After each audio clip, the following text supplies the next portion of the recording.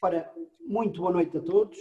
É um gosto, uma vez mais, estarmos aqui nas conferências da plataforma eGov. Hoje temos connosco dois ilustres autarcas, um ex-autarca e um atual autarca, duas pessoas ligadas àquilo que é a gestão do dia-a-dia e que aplicam o princípio de subsidiariedade todos os dias, estando próximo das populações.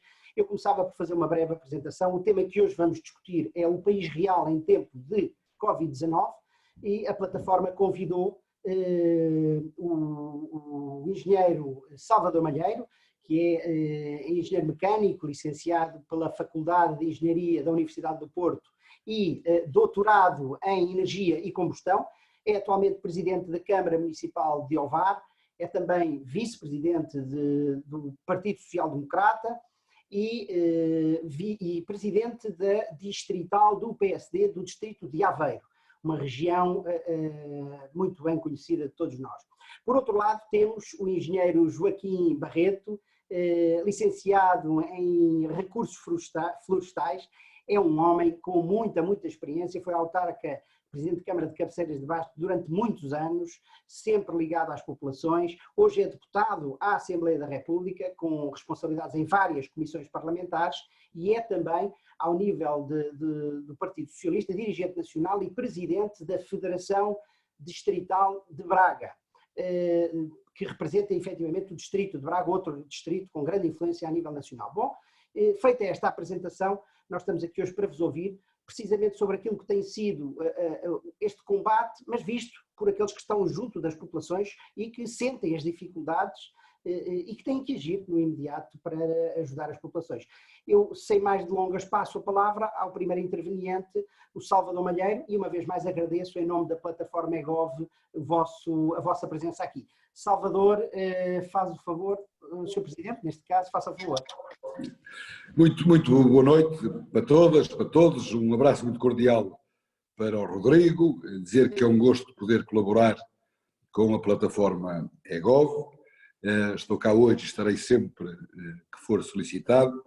Um abraço também muito cordial para o Joaquim Barreto, um autarca da referência do nosso país e com quem os jovens autarcas muito têm a aprender.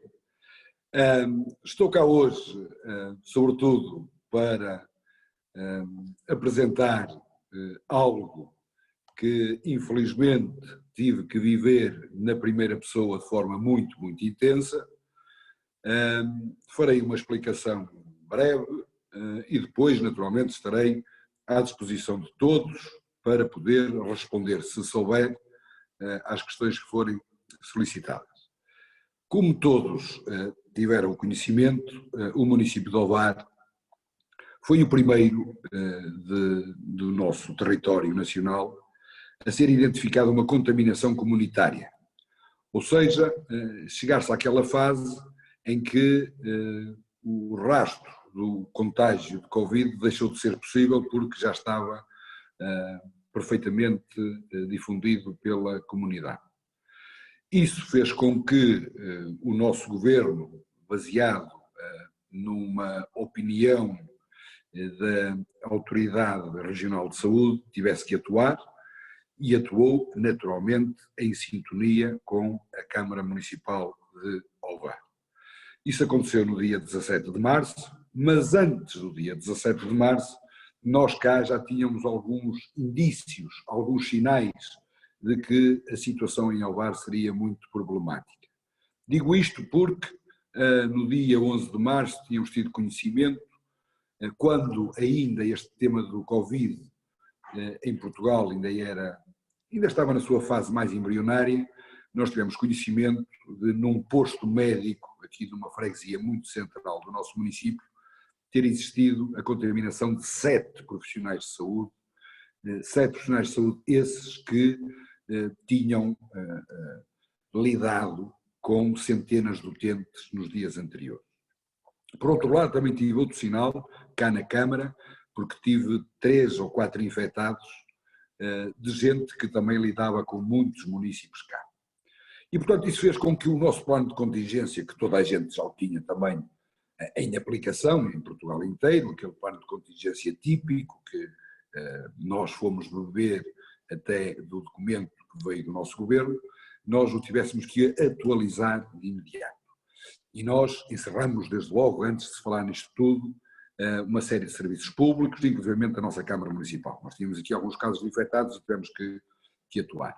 Mas o clique, de facto, surge no dia 17 de março, em que a Autoridade Regional de Saúde me explica que estava a haver, de facto, uma disseminação muito grande de casos e que era a ideia deles proceder a uma quarentena geográfica do nosso território, com o grande objetivo de tentar impedir que o contágio saísse fora do território do Alvar. Ou por outra, que não fosse contaminar os nossos municípios vizinhos. Naturalmente que eu fiz aquilo que era a minha obrigação, que foi de imediato colaborar com o nosso governo, inclusivamente lhes disse de forma muito sentida de que eles poderiam olhar para o VAR e designadamente para mim como sendo um membro do seu governo para tentar resolver esta situação, porque a gravidade desta catástrofe assim obrigava. E, portanto, nós vimos confrontados com essa concretização de uma cerca sanitária. Eu tive a sorte de, nesse mesmo dia, ter reunido a nossa Comissão Municipal de Proteção Civil e, portanto, tinha aqui os principais players da Proteção Civil, os nossos bombeiros, a PSP, a GNR, a Base Aérea de Maceda, as nossas juntas de freguesia todas, e não sei porque é que isso aconteceu, de eu ter reunido a Comissão Municipal de Proteção Civil, precisamente no dia em que nós somos informados dessas medidas muito musculadas que teriam que acontecer cá. Tive uma boa interação com o nosso Ministro da Administração Interna e tivemos que implementar de imediato essas medidas. Devo dizer que senti um medo enorme, senti uma enorme responsabilidade, porque depois da interação que tive com alguns profissionais de saúde, logo nos minutos e nas horas seguintes, aquilo que me foi passado foi de que eu tinha que me preparar, porque no meu município, um município com 55 mil habitantes, um município de média dimensão, eu tinha que me preparar para eventualmente ter um número de infectados de cerca de 80% da população. Que eu tinha que preparar para ter cerca de 40 mil infectados cá. E o número de óbitos que poderia rondar no mínimo os 1000. Naturalmente, quem ouve isto e quem tem uma ligação muito próxima com os seus concidadãos, que normalmente é isso que acontece com os autarcas que gostam de ser autarcas, como é o meu caso, o nosso chip muda completamente. E a partir desse momento eu senti que este teria que ser o desafio da minha vida, o desafio das nossas vidas, dessa gente toda. E não perdermos nem sequer um minuto para tentar fazer aquilo que estivesse à nossa mercê, no sentido de salvar vidas. Foi única e simplesmente esse desiderato que esteve na base de toda a nossa ação. Tentar salvar vidas mediante a situação dantesca que nos foi apresentada, que poderia eventualmente acontecer. Como devem compreender, nessa altura, era uma altura em que tudo isto era novo para todos, como foi para nós, e havia pouca experiência em tudo isto. Da interação com os profissionais de saúde, percebi de imediato que a única forma de nós podermos mitigar o problema seria partir de imediato para uma enorme estratégia de testes. Nós teríamos que saber quem estava infectado e quem não estava infectado para poder atuar sobre os infectados e tentar proteger os não infectados. E isso foi aquilo que foi feito logo num primeiro momento, depois de concretizar o cerco. Porque depois é importante ter a noção de que a concretização do cerco, e nós somos um município de média dimensão, mas temos 150 km², cercá-lo com barreiras físicas não é algo que se consiga carregando apenas no botão. Portanto, como devem compreender, essa resolução do Conselho de Ministros surge muito tarde nesse dia e tínhamos que implementar de imediato, mas depois aquilo que nos veio logo à cabeça, segundo as opiniões dos entendidos, era começar a atuar, em primeiro lugar, por antecipação, não estar à espera de haver reação perante os factos, era tentar antecipar os cenários piores, e nesse contexto fizemos um esforço muito grande para ter logo aqui uma bateria de testes a funcionar em contínuo. E nós, o que é certo é que passado 2 dias desse decreto do estado de calamidade pública no município de Ovar, com cerca e muitas outras coisas mais, nós, passado 2 dias, tínhamos um posto de triagem cá, a funcionar, onde se concretizaram mais de 100 testes por dia. Naturalmente, como devem compreender, nós perante uma situação destas não estamos à espera de ninguém. Eu compreendi que o Ministério da Saúde tinha muitas solicitações de todo o país, era algo que estava a começar de todos os lados. Da nossa Delegação de Saúde, apesar da boa vontade, naturalmente que existe uma inércia própria destes serviços, e portanto diziam-me que não havia material para nós podermos recolher amostras, que eram necessárias zaragatoas úmidas e zaragatoas secas, e o que é certo é que elas apareceram no dia a seguir. E elas apareceram no dia a seguir porque nós pusemos pé a caminho e fomos buscá-las, fomos comprá-las sem olhar a meio. Por outro lado, também me davam nota de que não havia laboratórios, fossem eles privados ou públicos, capazes de dar resposta para uma situação tão específica como era Ovar. E nós, usando todos os nossos canais, e aqui presto a minha homenagem a toda a gente que foi amiga de Ovar, e foi muita gente de Ovar, e está aqui o Joaquim Barreto, que é o presidente distrital do Partido Socialista em Braga, e eu tive a oportunidade, só para ver o quão nobre é também a política em algumas alturas, um dos meus principais aliados nesta task force de tentar convencer quem de direito a fazer os testes reparem, nós estamos no dia 17 de março, foi precisamente o presidente distrital, o presidente da Federação do Partido Socialista aqui de Aveiro, em que me ajudou, em que nos ajudou, e portanto tirar o chapéu a tudo isto. E o que é certo é que nós, a partir do dia 18, 19 de março, estávamos a fazer mais de 100 testes por dia. Por outro lado, quisemos atacar também nas respostas em saúde. Reparem bem que nós, estando a olhar para um município com a nossa dimensão e a ver um cenário hipotético de dezenas de milhares de infectados cá e com milhares de óbitos, nós com um hospital pequenino, que ainda por cima está aqui na interface entre a região centro e a região norte, em que temos um hospital de alguma dimensão na Feira, outro em Aveiro, mas o nosso pequenino aqui nesta encruzilhada, nós sentimos que se isto corresse mesmo mal, nós não íamos ter resposta em saúde. E de imediato, em articulação com o Ministério da Saúde, apenas para pedir autorização, e com a nossa Autoridade Regional de Saúde, nós começámos a trabalhar no dia a seguir para ter uma extensão do nosso hospital. E usamos um equipamento público, uma grande arena, um grande pavilhão, onde por sinal costuma jogar ao Alvarense basquetebol, essa equipa campeã, há uns anos atrás, e fizemos algo que há de ficar no memorial de todo o povo vareiro, cá de Ovar. Porque nós não fizemos um centro de recuperação de infectados, não fizemos um hospital de campanha, nós fizemos um verdadeiro hospital. Nós nessa arena temos em funcionamento uma extensão do Hospital de Ovar. Naturalmente que isso não foi conseguido de um dia para o outro, mas começou-se a trabalhar de um dia para o outro. E conseguimos concretizar esse desidrato por volta do dia 10 de abril. Paralelamente, tivemos outras estratégias de ter, de facto, aí sim, locais para receber infectados que deviam recuperar em casa, que é o local onde as pessoas devem recuperar, é em casa, mas tendo nós identificado que nos seus agregados familiares não tinham as condições propícias para ter o isolamento entre o infectado e o resto da família, nós proporcionamos numa pousada da juventude, que existia cá, onde tiro o chapéu mais uma vez aqui à Movi Jovem, que de imediato se prontificou a disponibilizar-nos aquele espaço. E passado uma semana já estávamos a receber infectados lá.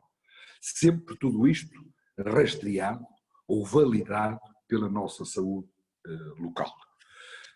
E assim fomos andando, sempre numa estratégia de antecipação.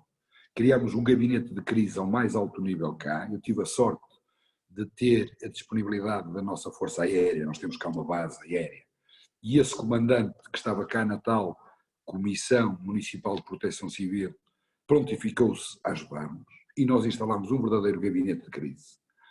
com um plano de guerra, em que nós tínhamos briefings 2 vezes por dia, em que identificávamos tarefas para serem feitas nas 8 horas seguintes e depois fazíamos um balanço e estipulávamos depois novos objetivos, sempre bem articulados. E o que é certo é que começámos a contactar com todos os nossos infectados, saber como é que eles estavam, como é que não estavam. Nesse tal hospital que nós criamos, apesar da boa vontade do nosso Ministério da Saúde, era impossível eles poderem dar resposta em tudo que era equipamentos, e a Câmara Municipal, sabendo que este era o foco, nós compramos camas articuladas, nós compramos monitores, nós instalamos uma rede de oxigênio, nós gastamos aquilo que tinha que ser gasto. Foi um investimento que eu, naturalmente, nunca na vida hei de colocar em causa, nem admito que alguém o venha um dia mais tarde colocar em causa. Fizemos de boa vontade, como se fôssemos um braço armado do nosso Ministério da Saúde. E toda a gente sabe que eu sou vice-presidente do Partido Social Democrata, mas digo aqui com toda a frontalidade a todos. A minha atitude que tive neste episódio seria precisamente a mesma caso o governo fosse um outro qualquer, porque o que estava aqui em causa é precisamente as nossas pessoas e é uma situação crítica. Paralelamente a isso, de imediato acionámos a nossa rede social com uma equipa muito vasta, juntando as nossas IPSS todas, a nossa rede social com uma resposta logo para aqueles que são mais vulneráveis. Criamos uma série de linhas de apoio, porque nós constatamos, tal e qual como todo o nosso Portugal constatou, que a nossa linha SNS 24 horas não tinha capacidade de resposta para tamanha procura, e nós criámos aqui uma linha alternativa ao VAR 24, que de certa forma era para retirar pressão ao SNS 24, e conseguimos, e fomos gradualmente monitorizando a situação. No nosso gabinete de crise, nós chamamos cá a delegação de saúde, chamamos cá o nosso hospital, chamamos a Autoridade Regional de Saúde, chamamos a ASAI, chamamos a Cruz Vermelha, e todos eles estavam cá. E essa foi a razão pela qual nós tínhamos uma monitorização em tempo real. Cada infectado que tinha o teste positivo, eu sabia. Sabia porque, pronto, isso é uma característica dos autarcas, de quem está no terreno, para além de se preocupar, ter acesso à informação de imediato. As pessoas quase como diziam: Presidente, fui fazer o teste e deu positivo. E acho que esse também é o nosso papel. Eu compreendo que, tendo que existir uma validação dupla ou até tripla dos casos infectados, que possa haver uma transladação no tempo daquilo que é apresentado pelo nosso Ministério da Saúde e aquilo que são os casos reais. Mas isto apenas para vos dizer que nós tínhamos um conhecimento de toda a situação em tempo real que nos permitia atuar. Por exemplo, nós temos 8 freguesias, em que 4 delas estão associadas numa união de freguesias, e o grande foco que existiu cá foi precisamente naquela freguesia onde tivemos os 7 profissionais de saúde infectados no início, onde nós tivemos 80% dos nossos casos. Mas é importante para um autarca, ou para quem está à frente, nós somos os chefes da Proteção Civil, portanto isto cai-nos em cima, é importante nós termos conhecimento dos infectados por localização geográfica, porque é diferente eu ter um infectado num bairro social, num bairro de pescadores, ou ter um infectado num bairro de ciganos, do que ter um infectado numa moradia completamente isolada e tudo isso. E essa foi a razão pela qual eu exigi à saúde local que esses dados me fossem passados. E foram passados, e nós temos um excelente relacionamento. Bem mal era, depois da Câmara Municipal de Ovar se ter substituído tanto ao Ministério da Saúde, e acho que era aquilo que deveria ser feito. E o que é certo é que nós tivemos um primeiro cerco durante 15 dias, em que o objetivo foi conseguido. Quando eu digo que o objetivo foi conseguido, porque esse primeiro cerco foi feito para que o contágio não saísse de Ovar. E criou-se um estigma feio e mau sobre as pessoas de Ovar por causa disso. O segundo cerco que teve lugar passado 15 dias, tendo nós tido a sorte e também fruto também naturalmente do nosso empenho, nós começamos a ter um crescimento de novos casos e de óbitos que nada tinha a ver com as projeções iniciais. E cedo percebemos que a situação poderia ser mais ou menos controlada. E quando chega ao dia 2 de abril, em que se tem que tomar a decisão do cerco manter-se ou não, nós já tínhamos sinais de que as coisas estavam bem melhores. Mas foi decidido manter-se o cerco. E eu próprio estive de acordo que o cerco se mantivesse. E aqui a estratégia já era um pouco diferente. A estratégia já não era só proteger os nossos vizinhos, a estratégia passou a ser protegermos a nós próprios. Como as coisas estavam a correr bem, agora era decisivo que não houvesse aqui a contaminação de fora para dentro. E o que é certo é que chegamos ao dia de hoje, ou chegamos depois ao dia 14 ou 15 de abril, em que foi decidido levantar o cerco. Mas só para vocês terem uma ideia, nós hoje quase envolvidos 2 meses, nós temos uma taxa de crescimento de novos casos encostada a zero, muito residual. Nós temos uma taxa de crescimento de novos casos, em que, só para vos dar uma ideia, nós na última semana não chegou a 10 novos casos, quando eu nos primeiros dias da pandemia tinha 10 novos casos a cada hora.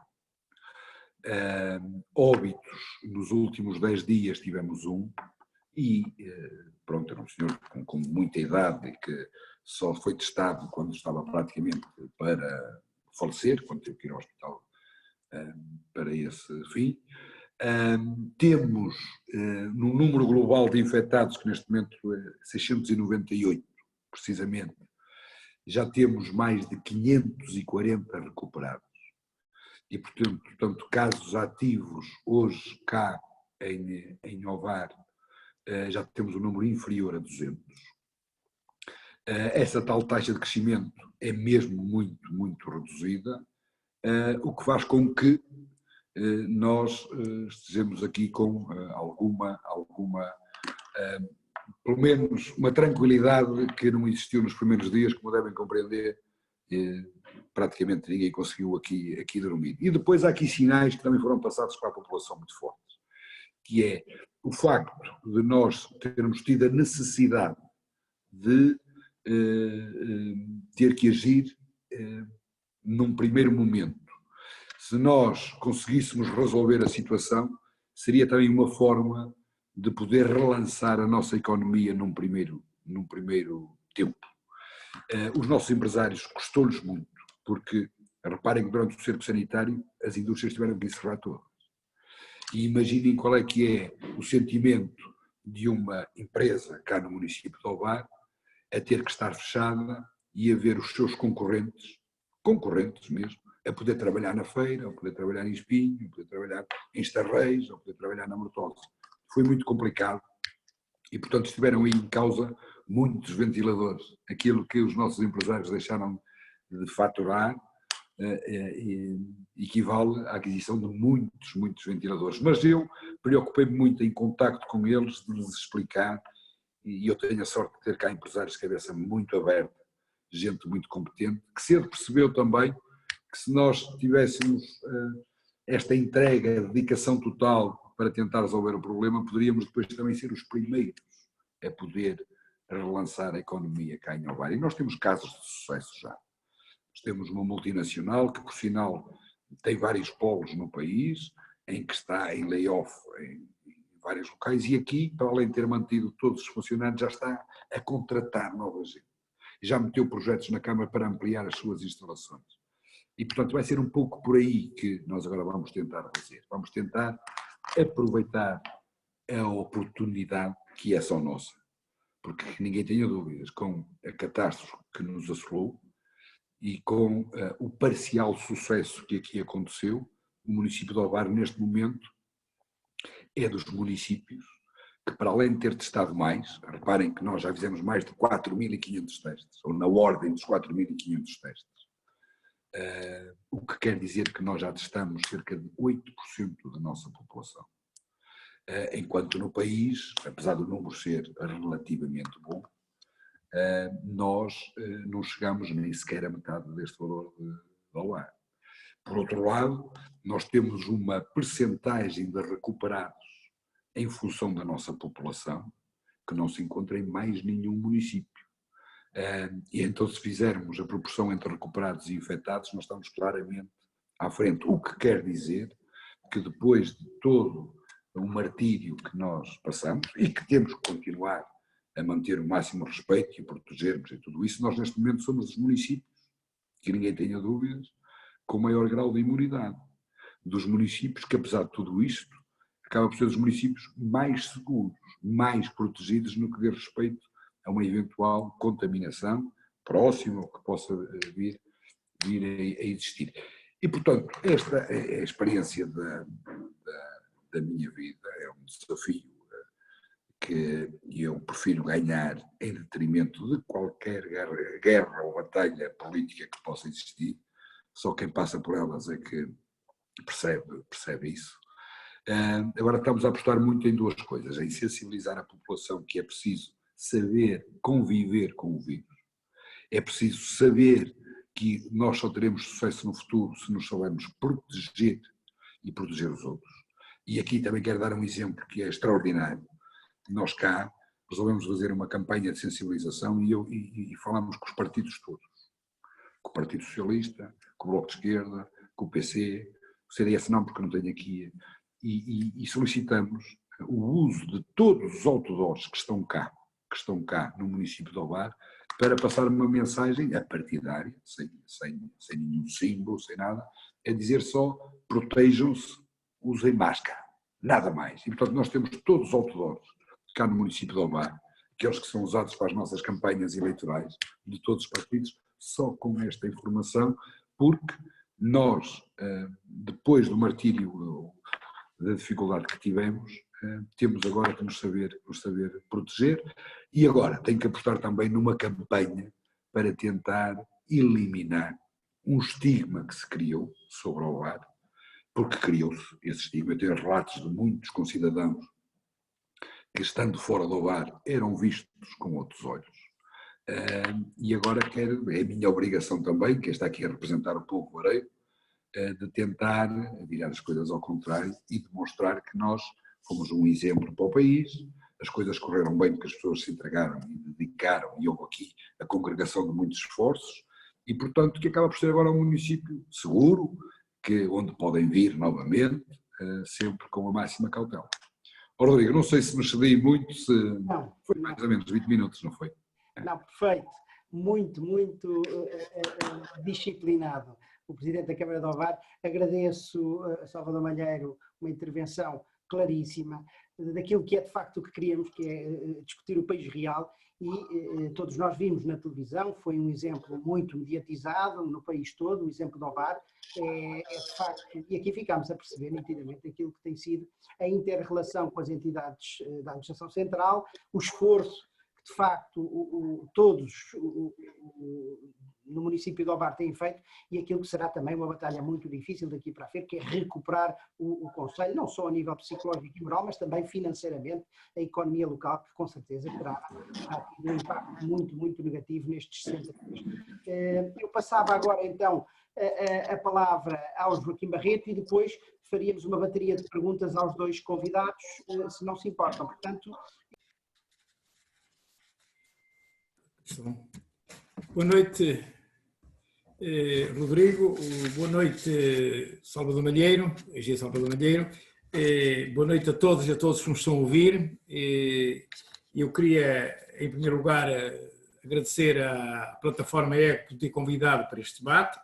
Estou aqui com muito gosto, estou aqui com um sentimento de unidade, de união do país à volta de um processo, de um problema que nós tivemos todos e que naturalmente muito afetou a Ovar. E depois deste cumprimento, a saudação a todas e a todos, e o agradecimento ao Rodrigo, queria também cumprimentar de uma forma muito particular o Salvador Malheiro, Presidente da Câmara Municipal de Ovar, dirigente nacional e distrital do Partido Social Democrata, e que nos fez aqui um relato, uma descrição, deu-nos aqui um testemunho de como as situações se passaram em Ovar. E eu já ouvi várias vezes o Salvador Malheiro, deixe-me tratá-lo assim, penso que eu posso tratar assim, quer em prestações televisivas, quer noutros meios de comunicação social, e hoje, durante estes minutos, foi, digamos assim, estive com uma atenção que percebia melhor o drama que vocês viveram e como o conseguiram ultrapassar. E eu, naturalmente, quero neste momento também apresentar na sua pessoa, enquanto Presidente da Câmara, a todos os ovarenses, lamentar as mortes ocorridas e a minha palavra de solidariedade para com aqueles que faleceram e para com aqueles que estão a sofrer, as famílias e os amigos. E naturalmente, quero também felicitar não só o Presidente da Câmara, a Câmara, todas as entidades locais, já acabou de referir os partidos políticos que despiram as camisolas partidárias, as entidades, os empresários, as associações, enfim, conseguiram ter à volta daquilo que é o supremo interesse das pessoas, que é a vida, conseguiram ter e mobilizar os ovarenses. É um bom exemplo e eu acho que deve ser desenvolvido de uma forma detalhada, conforme o fez agora, porque nota-se que viveu e sentiu os problemas e depois também a forma como refere a colaboração que teve todas as entidades, isto é, se conseguiram sucesso para evitar a tragédia que seria, o Salvador Malheiro assumiu aqui como ele era o timoneiro, mas que não esconde aqui a colaboração que teve todas e de todos os que estiveram com a Câmara, que estiveram com ele. E, portanto, é importante salientar essa sua forma de comunicar e aquilo que expressou aqui na sua intervenção. A minha intervenção, naturalmente, não me vou situar em Ovar, mas também Ovar fará parte daquilo que eu irei referir, mas eu fui convidado pela plataforma Ego para falar do país real em tempo de Covid. Eu penso que nós que devemos aproveitar este tempo para trazer alguns dados à discussão, ao debate, e para a partir destes dados também fazermos reflexões, hoje podemos fazer aqui já hoje no debate algumas reflexões, começar a tirar algumas conclusões, embora para já ainda seja muito cedo, mas de qualquer forma eu queria dizer que vou situar a minha intervenção no país real como o país real em tempo de Covid. E o país real em tempo de Covid, que eu quero aqui situar, é aquele que também a Direção-Geral de Saúde usou para nos comunicar. É aquele que também foi usado para combater o vírus. Isto é o país real através das organizações, das entidades que estiveram no terreno a trabalhar, estiveram e estão no terreno a trabalhar no território contra o vírus. E, portanto, nós temos eu gostaria de salientar aqui 4 partes. O território, isto é, Portugal continental, com uma forma de governança, com o governo da administração central, com a CIMES, com as autarquias, câmaras e juntas de freguesia, com toda uma panóplia de instituições, serviços desconcentrados do Estado que estão no terreno e estão também a apoiar. Portanto, a parte do território desta forma organizado e também incluir aqui os Açores e a Madeira, que têm uma outra forma de governança, que já têm uma autonomia própria, que são regiões autonómicas. Se falei no território, também acho que é importante falarmos nas pessoas. E nós, porque o território tem pessoas, e as pessoas também neste combate contaram e foram muito importantes. Nós, e isto foi muito falado, temos os jovens, eu sinalizei em 3 situações, os jovens, os ativos e os idosos.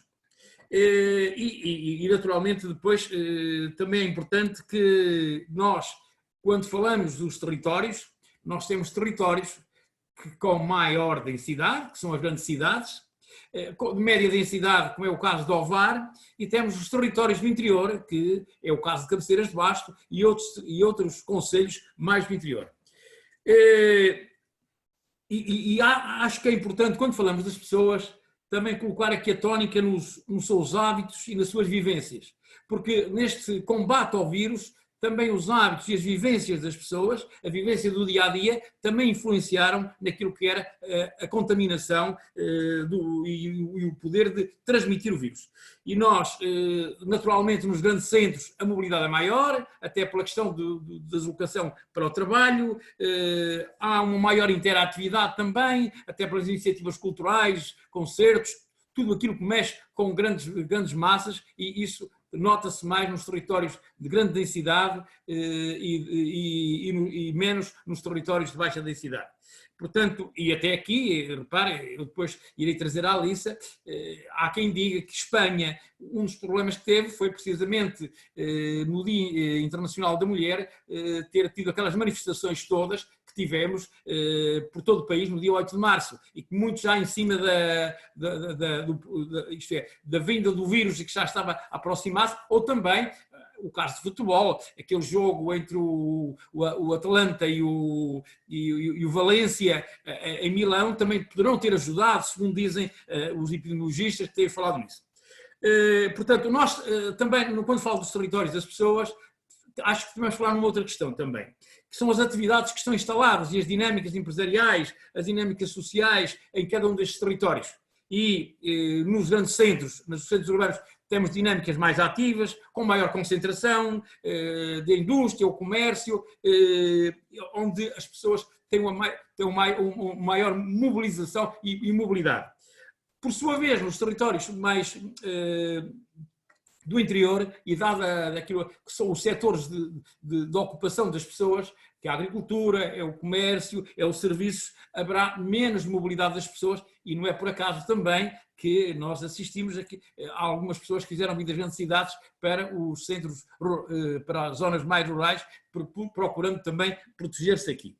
E depois há outra questão que eu gostaria de levantar aqui também hoje, nesta discussão, os modelos de governança. Nós já falamos da estrutura da administração central, temos depois a CCDR, que tem uma função muito própria, temos a CIMES, temos as câmaras municipais, temos as juntas de freguesia e depois temos os outros serviços concentrados do Estado, a segurança social, a proteção civil, os serviços da IRS e outros serviços. E eu, depois de fazer esta descrição e tendo em conta aquilo que é a concentração de infectados no norte de Portugal e procurando pegar naquilo que é a organização administrativa que temos, e os dados são referidos segundo esta folha todos os dias, em que nos dizem qual é o número de infectados por região, qual é o número de infectados por concelho e qual é o número de mortos também por região e o número também de mortos e também o número de recuperados. E o que eu pude verificar com um pequeno estudo que fiz é que se a região norte é das mais afetadas, isto é, a região norte tem 15.000, hoje, segundo os dados da DGS, tinha 15.256 pessoas infectadas. Eu gostaria de vos dizer que, tendo a região norte 86 concelhos, eu gostaria de dizer que 8.195 infectados, isto é, 54% estão situados apenas em 8 concelhos, isto é, 8 concelhos da região norte têm mais de 50% dos infectados. Isto também nos leva a pensar, e eu acho que o debate pós-Covid também deve nos trazer a isso, e depois com outras situações que eu irei referir, que efetivamente, muitas vezes, a massificação que se verifica nas grandes cidades, infelizmente, muitas vezes, não tem a correspondência em termos de respostas, ou de saúde, ou respostas sociais, ou outro tipo de respostas. E, portanto, nós verificamos aqui que por exemplo, até no número de óbitos, a região norte tem 57% dos óbitos, pessoas que faleceram, portanto 623. Esta é uma questão também que naturalmente a nós não nos deve deixarmos de lado. Mas depois há uma outra coisa também que é importante, é que me podem referir bem, mas esses 8 concelhos, que eu não referi quais eram e não são chamados agora aqui, dizem, são concelhos que têm muito número de habitantes, o maior número de habitantes possível. Mas eu também estive a fazer aqui um pequeno estudo e pude verificar, por exemplo, capitais de distrito como Castelo Branco, que tem 56 mil habitantes, tinha, segundo os dados de hoje, apenas 5 infectados. Portanto, é vermos também a vida que se tem. Muitas vezes nós somos chamados e atraídos a ir para as grandes cidades e veja, por exemplo, Castelo Branco tinha 5, mas se formos, por exemplo, a Évora, que tem 56.119, portanto, habitantes, tem 20 infectados. Viseu, que é uma outra capital distrito, tem 94 infectados, é público, e tem 66 mil habitantes. Isto quer dizer que as regiões do interior, fatores que naturalmente não estarei habilitado porque é que se chegou a estes números, mas tiveram menos grau de contaminação que tiveram os territórios do litoral, os territórios onde havia uma grande massificação. Há uma outra coisa também que não deixa de ser importante, é o que se passa nas regiões autónomas. E o que se passa nas regiões autónomas, nós nos Açores temos 132 casos e 13 mortos, e na Madeira temos 86 e 0 falecimentos.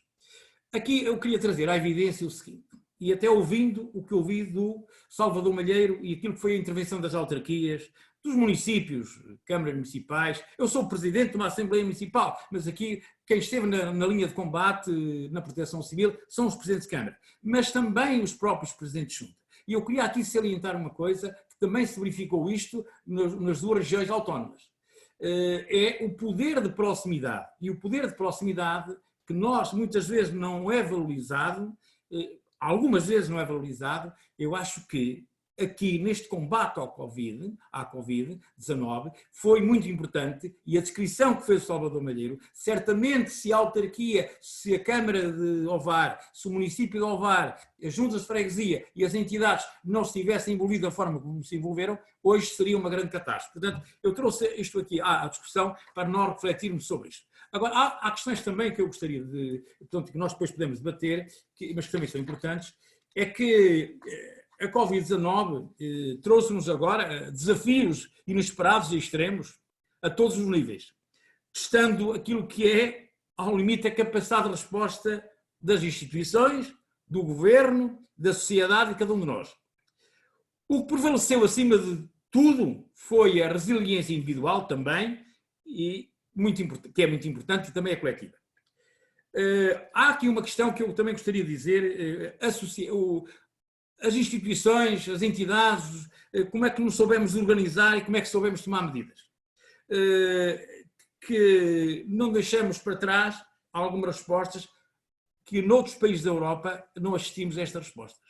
Portanto, o nosso sucesso está também na forma como das medidas que foram tomadas e da forma como nos organizamos. E eu gostaria daqui salientar naquilo que é a organização e das medidas que considero positivas e desta salientar.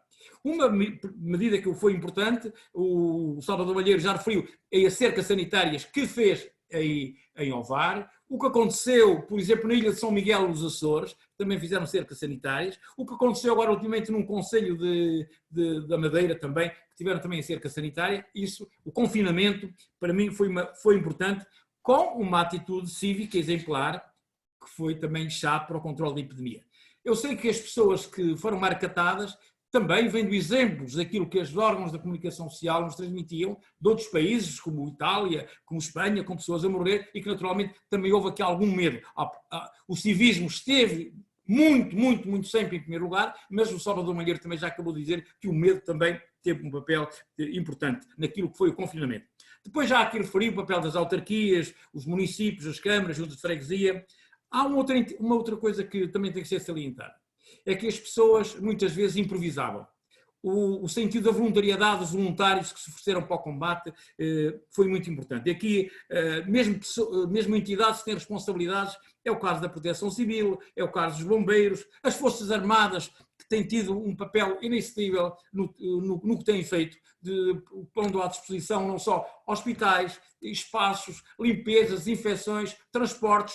Portanto, um trabalho muito importante, a própria GNR naquilo que é o controle e do apoio às medidas que as autarquias e o governo têm tomado, as polícias municipais, onde elas também estiveram a intervir, e os serviços desconcentrados do Estado, neste caso os hospitais, que estão na linha da frente, e mesmo muitas vezes também nos próprios cuidados primários de saúde. Há uma outra coisa que também é muito importante, que eu gostaria de salientar. É a proatividade das empresas e a comunidade científica. Isto é, nós verificamos que, de um lado, tínhamos empresários que se reformularam as suas empresas, as direcionaram para outra produção, numa aliança, ouvindo aquilo que é o conhecimento e a sociedade e a comunidade científica. Desde a produção de ventiladores, máscaras, que têm sido ultimamente e que vão continuar a ser, que são muito importantes para dar respostas imediatas. Há uma outra coisa que também temos que referir, que isso é mais conhecido, os que estão na linha da frente, que estiveram e estão, que são os profissionais de saúde, e que eu gostaria aqui de salientar. E também, deixem-me que vos diga, há quem ponha a comunicação social, muitas vezes, num papel de não ter colaborado. Eu acho que a comunicação social colaborou, pode haver um erro ou outro, mas a comunicação social foi muito importante naquilo que foi a divulgação da mensagem, fazer chegar a mensagem às pessoas. Qualquer cidadão, por mais que viva na aldeia mais recatada, mais distante dos grandes centros, sabe o que é que se passava com o vírus e com a epidemia e com a pandemia. E isso deve-se muito à comunicação social. E até assisti, por exemplo, uma vez estava uma senhora em Famalicão, muito atrapalhada, num lar, e estava lá um órgão de comunicação social, como estavam noutros locais, a chamar a atenção, porque estavam idosos os lares e que precisavam de ser evacuados. Há também, se há situações boas que referi, há outras situações que também devemos aqui equacionar. E o Salvador Malheiro, como eu, ele é dirigente nacional do PSD, eu sou dirigente digital do Partido Socialista, sou deputado da Assembleia da República, ele é Presidente de Câmara, mas há situações que entretanto já foram colmatadas. Nós verificamos a dada altura que havia uma descoordenação e uma desarticulação a nível regional e subregional.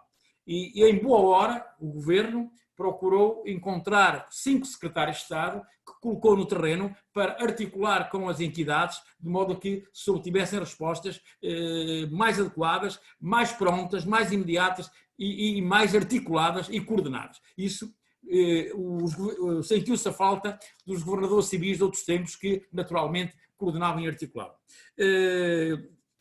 Depois também gostaria de dizer que há uma situação que eu ainda não compreendi muito bem, como é que algumas convenções com privados foram suspensas, mas que também não foi a melhor altura para se suspender essas convenções.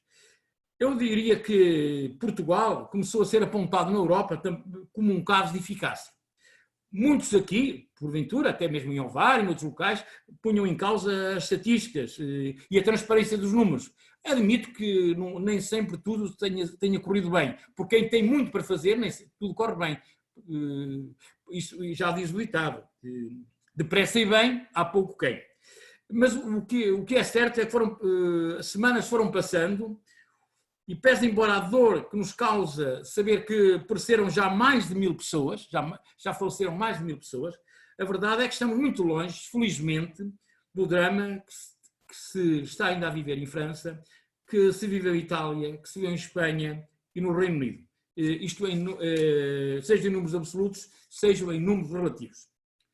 Portanto, diria que, pese embora este problema e esta situação que todos devemos lamentar das mortes que ocorreram, o balanço deste primeiro ataque é positivo, porque, eu diria, fomos todos capazes de responder a uma situação verdadeiramente inesperada, dramática. Eu já estive numa guerra, que também é invisível, mas era obrigado, mas também não se via. Mas esta guerra é uma guerra muito pior que essa.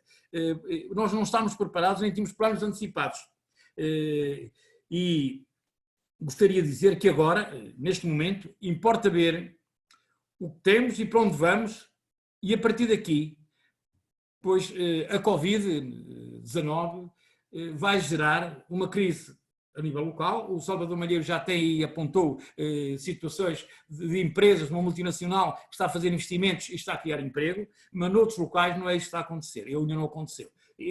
Portanto, nós temos que ter bem presente que há uma crise global, haverá uma crise na Europa, ao nível económico, ao nível social, e depois outras crises que vêm em sequência desse. Porque nós temos que ter presente que a nossa economia quase paralisou, o turismo e as exportações, que são componentes estratégicas, estagnaram, o desemprego e a precariedade dispararam. Pode-se dizer que registramos situações de pobreza, de nova pobreza. 55 mil pessoas pedem ajuda no Banco Alimentar, são os dados que eu consigo obter.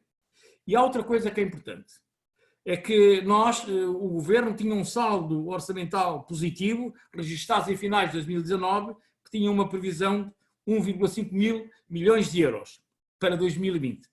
E isso transformou-se agora num pesadelo. E temos que ter também presente alguns números. O déficit para este ano pode chegar a 10% do PIB, é o que dizem as pessoas mais ligadas à parte da economia, às finanças. A dívida pública pode ir aos 130%, 140% do PIB, e o PIB poderá cair 8% ou mais, de acordo com as estimativas do FMI. Portanto, são situações que nós temos que ter presente em cima da mesa, das consequências que aí vêm ao nível económico, ao nível financeiro e ao nível social. Perante essa situação, eu acho que o Governo tem procurado responder com apoios às famílias, às empresas, embora também se diga que nem sempre, com a simplificação que se pretende, porque a burocracia luta contra o tempo e tem criado algumas dificuldades. E naquilo que é, digamos, o apoio às famílias, às empresas, nós hoje podemos dizer que quase 1 milhão, ou à volta de 1 milhão de trabalhadores estão em layoff. Surgem críticas, mas quem mais precisa são muitas vezes, quando surgem críticas ao layoff, nós temos que ter presente que quem mais precisa são as pequenas e as médias empresas, que constituem cerca de 95% do nosso tecido empresarial. Por outro lado, também diga-se que é importante que se refira que o layoff será um instrumento fundamental para evitar mais desemprego, diminuindo o risco de insustentabilidade da segurança social no futuro. Também aí devemos ter isso presente. Há aqui também, e como todos podem verificar, ensinamentos que ficam desta primeira batalha. E o Salvador Malheiro tem um ensinamento e pode falar, não é médico, não é da Proteção Civil, não é das Forças Armadas, mas há ensinamentos que nos ficam para o futuro. Portanto, haverá margens para no futuro errarmos, mas estaremos mais bem preparados. Isto aplica-se a cada um de nós, num modo como levarmos a sério os comportamentos que nos podem proteger. O Governo disse desde o princípio que haveria que tentar conter, responder aos efeitos diretos e imediatos do Covid, sobre a vida das pessoas, tentando primeiro salvar a vida e depois tratar da economia. Eu queria dizer que este é um momento também da retoma económica, e para tal é preciso também uma forte resposta do Estado e da União Europeia, para ver esta retoma económica. Mas temos grandes questões envoltas em incertezas, isto é, a pandemia vai obrigar, como disse o Primeiro-Ministro, e tenho dito muitas vezes, e outras pessoas com responsabilidades, vai nos obrigar a avanços e a recuos. Enquanto não tivermos a vacina, isto vai nos condicionar. Assim, também se pode perguntar qual será a extensão da crise e como será a retoma económica. Devido à incerteza, o Governo, naturalmente, estará obrigado a governar à vista. Portanto, nomeadamente nas reformas de fundo, nos grandes investimentos. Isto é, com estas incertezas, com estas inseguranças, o Governo terá que governar à vista. Está-me a fazer sinal, é para terminar? Não, para terminar não. É só para vos avisar que temos já 11 perguntas dos participantes e esta está a ser, pelos participantes que nós tivemos aqui, das conferências mais participativas, portanto, pedia-lhe que... Eu vou já abreviar muito rapidamente. Claro, com certeza, força. Mas dizia eu que, devido à incerteza, o Governo naturalmente estará obrigado a governar à vista, nas reformas de fundo e naquilo que são os grandes investimentos. Mas há uma coisa que é importante, é que a liquidez é necessária para salvar as empresas. Como conseguir? O Estado português sozinho não iremos conseguir, tem que ser o Estado e a União Europeia. A entrada do Estado no capital, com saída prevista após a normalização, é uma hipótese. No entanto, há quem levante reservas com uma dívida pública enorme, como é que o Estado vai investir ainda nas empresas? Pois isso iria aumentar ainda mais, com reflexos no mercado financeiro. Mas, todavia, acho eu que o endividamento líquido podia ser gerível, pois cresceriam também, investindo nas empresas, os ativos das empresas iam crescer e, naturalmente, também teríamos mais receita ao nível daquilo que é a segurança social. Há uma outra situação que eu gostaria de referir e que foi muito importante. O Salvador Malheiro falou daquilo que é o que foi o Conselho de Ovar, mas eu acho que é importante aqui que a coesão social e política, o Sr. Presidente da República, o Sr. Primeiro-Ministro, o Sr. Presidente da Assembleia da República, o Parlamento, os partidos políticos, todos, se não foram todos, diria, os mais representativos, foram determinantes para o combate à pandemia. Serão igualmente agora importantes para a superação brutal da crise económica e social superveniente, sabendo-se que a retoma será difícil. A primeira preocupação, no meu entender, deve ser garantir o rendimento às famílias carenciadas, evitar agravamento das desigualdades, defender o ambiente e a coesão territorial. Também é importante o reforço dos rendimentos e certamente a descida de IRS no Orçamento Geral do Estado para 2020, perguntaremos, mantém-se ou terá que ser revisto? Há uma coisa que é importante, certo é que a austeridade, com cortes cegos nos salários e pensões, não será a solução para vencer a crise, como se provou em 2010. Dizia que a retoma será difícil e para tal basta analisar os seguintes exemplos. Os transportes. Nós temos que ver, aumentou a procura com os espaços sociais. Será difícil compatibilizar com 2/3 da lotação e ter rentabilidade. Os restaurantes, com 50% da lotação que vão ter que aplicar quando começarem a funcionar. O turismo, com a abertura a turistas estrangeiros, porque ainda há instalado algum medo. O Salvador Malheiro falou bem que procurar vender uma imagem de Ovar, também de Portugal e dos países infectados, as exportações, como é que vai ser? Perante esses cenários, é importante que a Europa não desiluda os seus cidadãos. Não fracasse na defesa do seu próprio projeto. Isso passa por uma forte resposta económica, mas também por repensar a nossa dependência industrial, agrícola, energética, em relação a outras partes do mundo. E também diria que passa igualmente pela criação de uma resposta europeia, mais organizada e conjunta, entre vários setores, como o da saúde. Pois vimos como foi importante, e eu quero aqui salientar, a Comissão Europeia ter negociado, em nome dos 27 países, a nossa posição no mercado para a aquisição de equipamentos hospitalares. O Estado português, acho eu, tem tido um papel negocial forte e coerente, sem derivas, no contexto dos 27 Estados-membros da União Europeia. E tem ganho respeito por parte dos seus parceiros. Agora, muito rapidamente, deixo aqui alguns desafios só e sublinhar. As vivências, que é para entrarmos nas perguntas. Sim, as vivências e as convivências pós-coronavírus. Há alguns desafios. Nós temos que pensar na revisão das crenças dos valores. Nós temos que ver que o menos é mais. Isto é, uma nova sociedade de consumo que nós vamos ter, que vai ser diferente. Nós temos que reconfigurar os espaços sociais para diferentes fins, para o comércio, para restaurantes e para outros fins. Nós temos que ter novos modelos de negócios para restaurantes, que o takeaway começa agora a funcionar.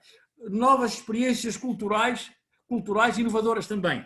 O teletrabalho. Há também quem começa a pensar, deslocar-se no transporte que é perigoso, residir perto do trabalho. Outra coisa que também está já a evoluir e já existia, mas agora evoluiu com mais significado, são as compras online. Também aquilo que é a aposta em novos conhecimentos através da formação, da autoformação e da formação online. E por último também, deixo aqui, aquilo que é a educação à distância, sem prejuízo que depois durante o debate outras questões se possam levantar. Peço desculpa pelo tempo que levei, procurei fazer um enquadramento geral do país, inspirando-me também naquilo que o Salvador Malheiro teve no seu conselho, que eu felicito mais uma vez, pelo trabalho que desempenhou, pela coragem que teve e pelos resultados que tem obtido, pese embora, infelizmente, como podia deixar de ser, que infelizmente aconteceu em todo o mundo, com as mortes que houve. Mas são estas as minhas, Muito obrigado. as minhas considerações que deixo agora para perguntas que queiram fazer e que naturalmente responderei com todo o gosto. Muito obrigado. Muito obrigado, engenheiro Joaquim Barreto. Nós neste momento temos já 12 perguntas, já encerramos, peço imensa desculpa a todos os participantes, mas já encerramos as inscrições, porque senão seguramente que o tempo médio desta conferência não daria para responder a todas. Eu começo desde já pela primeira, é de Luís Matias, que agradece a iniciativa democrática, aliás, realça esse pormenor, cumprimenta os dois oradores, Salvador Malheiro e Joaquim Barreto, e diz o seguinte: Diz a Lei de Bases da Proteção Civil que compete ao Presidente da Câmara Municipal, no exercício de funções de responsável municipal da política de proteção civil, desencadear, na iminência ou ocorrência de acidente grave ou catástrofe, as ações de proteção civil, de prevenção, socorro, assistência e recuperação adequadas em cada caso. Será que todos os autarcas portugueses, presidentes de Câmara e vereadores a quem delegam o pelouro estão capacitados para estas situações? E o que há para melhorar na proteção civil do país? Esta pergunta é para os dois. A seguir temos o engenheiro Paulo Bispo Vargas. Boa noite, felicita a iniciativa e ambos os oradores e felicita em particular Salvador Malheiro pela forma assertiva e eficaz como liderou e coordenou o processo no Conselho de Ovar. Relativamente ao futuro, que medidas entende que deveriam ser implementadas para recuperar a economia do município de Ovar? Talvez um programa de apoio nacional ao município? Deveria haver discriminação positiva neste caso? Obrigado. Este é para o Presidente da Câmara Municipal de Ovar, Salvador Malheiro. Agora temos Laura Castanheira, que diz: boa noite a todos e agradeço pela esclarecedora intervenção de ambos os oradores. Gostava de saber se acham que os municípios deviam ter um papel mais ativo neste combate, por acharem que podiam tomar medidas mais específicas a cada região e por isso mais adequadas. É para ambos os presidentes. Vocês perceberão que depois há aqui perguntas que são muito idênticas, portanto peço-vos depois também essa capacidade de síntese na resposta. Agora temos Cláudio Masi, agradece, cumprimentos ao Sr. Deputado Joaquim Barreto e ao Sr. Presidente da Câmara de Ovar, Engenheiro Salvador Malheiro, levando em linha de conta que o tema é o país real, em tempo de Covid-19, gostava de saber a vossa opinião se o Estado Central não poderia delegar alguns aspectos de governança, nomeadamente ao nível de verbas aos municípios, para estes agilizarem as ajudas aos cidadãos, pois são estes que conhecem mais de perto o país real. Esta é para os dois. Depois temos o Jorge Barata, que diz o seguinte: agradece a ambos os palestrantes as intervenções e lança a seguinte questão. A minha questão vai para os dois presidentes presentes. Na vossa opinião, qual é o sentimento de entreajuda prestada a cada um dos municípios por parte das entidades nacionais? Esta é muito idêntica a uma que já vos fiz acima. De seguida temos eu vou fazer mais uma e depois parar para vocês poderem responder, senão nunca mais. Alberto Nídio da Silva diz o seguinte: uma questão para o Sr. Deputado Joaquim Barreto. Malgrado o grande consenso que existe em torno do êxito que o Governo tem tido no combate à pandemia, com o empenho de todos, e de que Ovar é um exemplo que se saúda, podia a resposta ser ainda mais forte num Portugal regionalizado? Portanto, abre aqui o tema da regionalização e da eventual possibilidade de, havendo esta regionalização, se poderia haver mais eficácia. Termina com mais uma pergunta do Paulo Doce Moura e depois guarda as outras para a segunda bateria. O Paulo Doce Moura diz o seguinte: agradece à plataforma, agradece aos convidados e lança a seguinte questão. Ora, permitam-me comentar que esta conferência também se podia intitular Como Liderar em Tempos de Covid-19. E nesse sentido, pergunto ao engenheiro Salvador Malheiro se este momento difícil que retratou foi o seu maior desafio como político e que ensinamentos e valores adquiriu como novos. Obrigado. Meus caros, eu daria a palavra ao Salvador Malheiro para então começar a pergunta e depois passo, acabando o Salvador Malheiro, passo ao Joaquim Barreto. Força. Pronto, vou tentar dizer aqui algumas coisas que vão de encontro às questões solicitadas. Desde já esta última pergunta, naturalmente que este foi o maior desafio da minha vida enquanto ser humano, enquanto político, porque eu encaro a política de uma forma nobre, como toda a gente, não é? Muito direcionada para o povo. Naturalmente que os ensinamentos retirados desta catástrofe, que ainda está a decorrer, são imensos e não é fácil aqui agora estar aqui a elencar todos esses ensinamentos, mas sobretudo, naturalmente que nós nos tornamos outros, creio que nós todos. E eu tenho uma breve passagem como autarca de 7 anos, muito mais reduzida que o Joaquim Barreto. Eu pensei que já tivesse visto tudo, já tive momentos muito bons, já tive momentos também maus, e nunca pensei ter que ter este papel de fazer de médico e de bombeiro e de cantoneiro e de psicólogo tudo ao mesmo tempo, e focar toda a minha ação, esquecendo as obras públicas, esquecendo a atividade cultural, esquecendo tudo isto e focado apenas e só nesse grande objetivo de tentar salvar vidas. Claro que ficámos bem mais maduros e portanto nós temos, se há aqui ensinamento que todos nós temos que retirar enquanto líderes e gestores, tem a ver com as chamadas estratégias de antecipação. O parcial sucesso, que nós também temos que ser comedidos em tudo isto, o parcial sucesso do país deveu-se muito a essa estratégia de antecipação. E houve outros países que funcionaram em reação e, portanto, mais vale prevenir que remediar, e, portanto, essa é uma máxima que irá ficar. Depois, dar aqui uma nota de que tudo isto é novo para toda a gente. Por melhor que nós estivéssemos organizados, seja em termos de organização territorial, mesmo ao nível da proteção civil, da forma como isto nos chegou, e particularmente como nos chegou aqui ao município de Ovar, não havia forma para resolver isto, que não a entrega total e plena a esta causa por parte de muita gente, e por melhor organizados que nós estivéssemos, iria ser sempre uma catástrofe. Naturalmente que depois há aqui outras questões lançadas, e no que diz respeito à interação entre todos. Eu acho que nós neste momento os balanços nós devemos fazê-los mais tarde ainda. Aqui, primeiro temos que ter a certeza de que esta segunda vaga não vai pegar, todos nós esperamos que não pegue, e temos que fazer tudo para que não pegue, e ela só não avançará se nós tivermos os comportamentos corretos. Portanto, isto está muito mais a bola está muito mais do lado dos cidadãos do que propriamente dos governantes.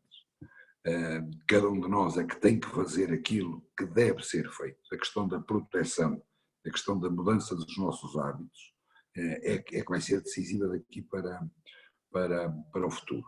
Naturalmente que houve aqui coisas boas, tentativas interessantes, mas eu também acho que é evidente à justiça ao mesmo tempo que afirmei, e não tenho problema nenhum em dizê-lo em qualquer sítio, de que, e eu disse aos membros do governo, e tive um acompanhamento muito forte do nosso primeiro-ministro, de vários ministros, da nossa ministra da Saúde, do nosso Presidente da República, que me ligava praticamente todos os dias, e é bom sentir esse conforto. Mas, por outro lado, também há coisas que podem ter funcionado melhor noutros sítios e que aqui não funcionaram. E também penso que a verdade tem que ser dita. Por exemplo, ao nível dos nossos pseudo-governadores regionais, aliás, uma pessoa muito simpática, com quem eu tenho um bom relacionamento, mas reparem bem que a catástrofe já começou no dia 17 de março, e tivemos um primeiro cerco de 15 dias, tivemos um segundo cerco de mais outros 15 dias, que foi levantado por volta do dia 15 de abril, e a primeira interação que eu tive com o nosso governador regional, com quem eu tenho o máximo apreço, aconteceu um dia antes do levantamento do cerco.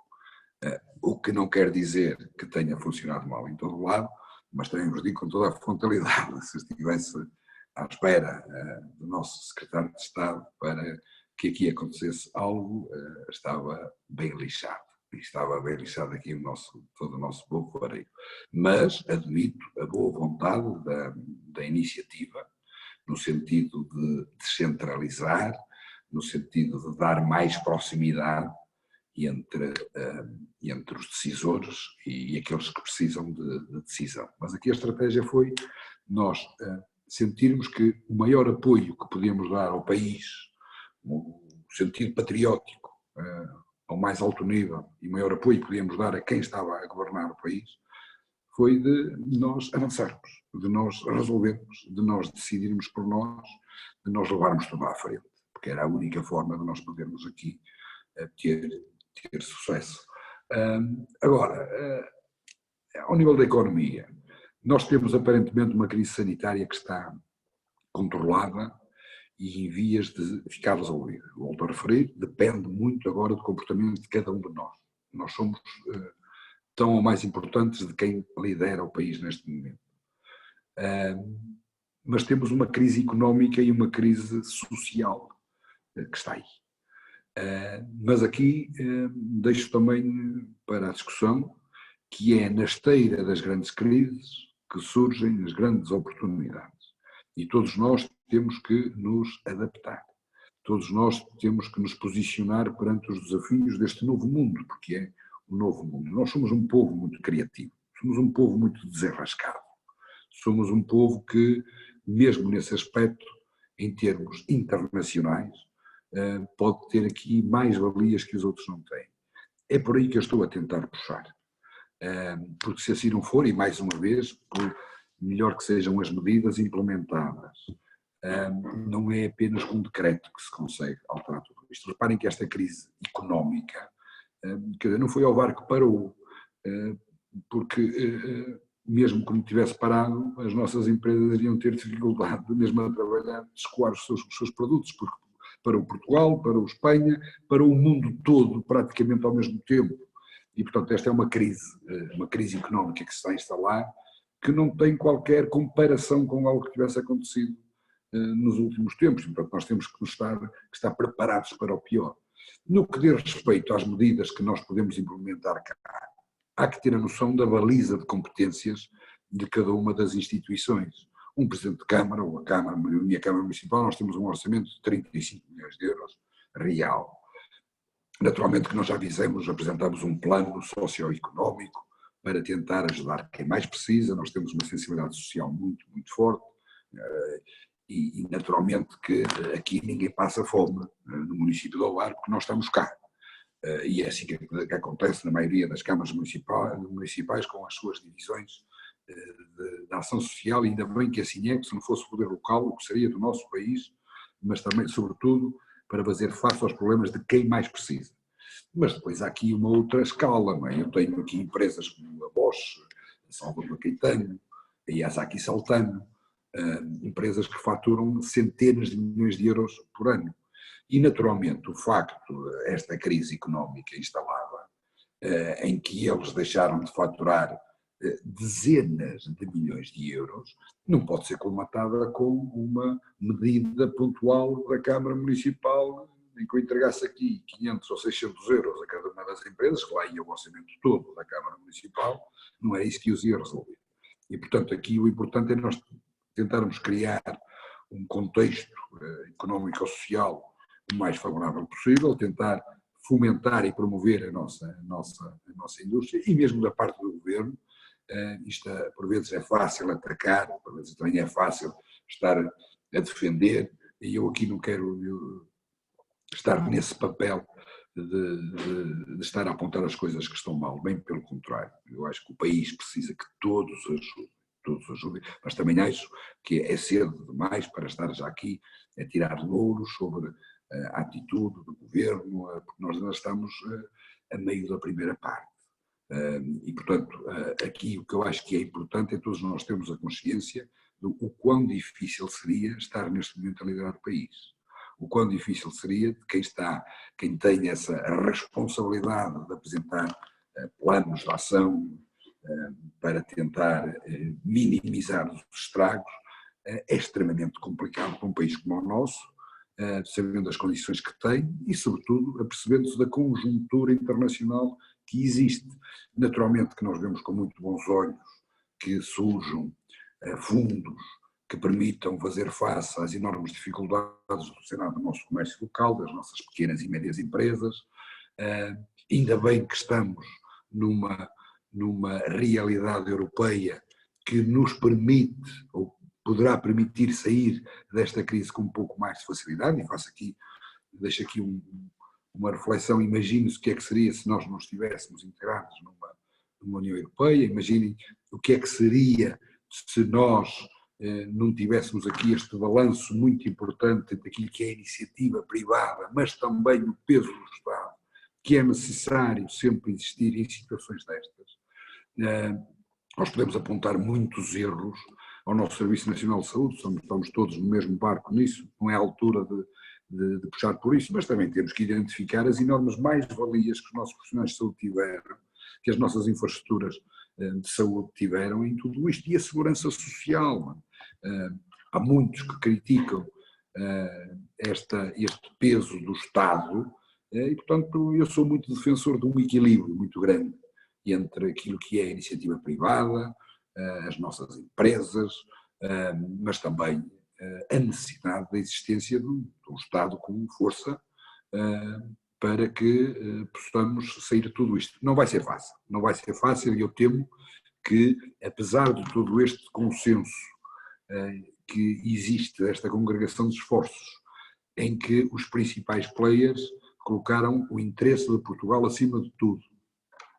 E o Joaquim Barreto falou, e bem, de que a maior parte das pessoas mostraram a sua disponibilidade e até a sua forma de ver a política, em que foi praticamente todos os partidos que tiveram uma atitude correta, mas acho que é também de elementar justiça, da mesma forma que eu aqui enalteci o papel do nosso Presidente da República, do nosso Primeiro-Ministro, a maioria dos nossos ministros, das federações do Partido Socialista cá, acho que é também de elementar justiça dar nota do elevado sentido de Estado, que por sinal até foi reconhecido fora de portas, do Presidente do principal partido da oposição, que é o Dr. Rui Rio, que teve um papel,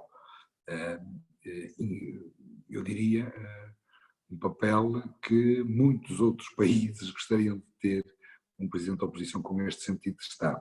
E, portanto, não é por falta de apoio do principal partido da oposição, que vai continuar, naturalmente, com este modus operandi, porque nós colocamos Portugal acima de tudo.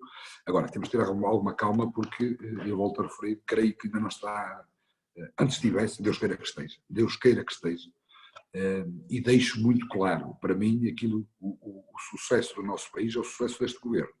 E, portanto, quem for patriota, quem gostar do seu povo, quem gostar das suas pessoas e quem estiver, de facto, preocupado com o problema que pode existir, tem que estar com este governo. Se fosse um outro qualquer, teria que estar também. É nestes momentos de crise que as pessoas se revelam. E, portanto, deixando aqui uma palavra de muita esperança, porque eu confio muito no povo português, eu creio que nós podemos dar a volta a isto, mas não vale a pena começar desde já a embandeirar em arco. Há muita medida que vai ter que ser implementada, vai ser necessário muita congregação de esforços, muitas cedências para alguns momentos decisivos que vamos ter no futuro próximo, e nós já percebemos quem é que tem sentido de Estado e quem não tem. Salvador Malheiro, muito obrigado. Passava desde já, nós temos só mais 3 perguntas depois, portanto passo agora a palavra ao engenheiro Joaquim Barreto e depois terminamos com as 3 perguntas finais. Engenheiro Joaquim Barreto, faça o favor. Muito obrigado, eu agradeço as perguntas e também a interação que eu também vou verificando no computador, das pessoas que estão a interpelar-nos através do computador, e gostaria de dizer, começar pela parte final.